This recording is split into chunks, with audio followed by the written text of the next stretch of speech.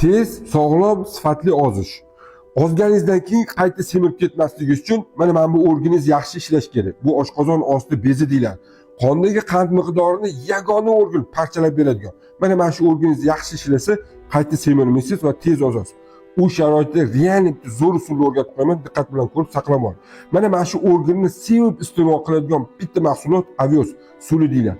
Yarim bonkasini olasiz, unga 7 dona namatak solasiz. Namatak vitamin C ga boy bo'lib, qondagi yog'lar erish jarayonini tezlashtirib beradi va qonni quyulib qolmaslikka olib keladi.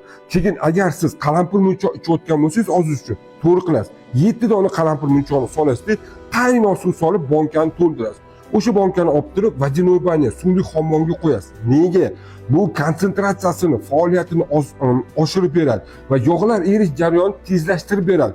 Endi o'shani sitadan o'tkazib olasiz 20 minutdan keyin va sitadan o'tkazganingizda shu damlamani 3 mahal bir oy och qoringa ichadigan bo'lsangiz, erimaydigan joyingizdagi yog'laringiz juda ham tez eriydi.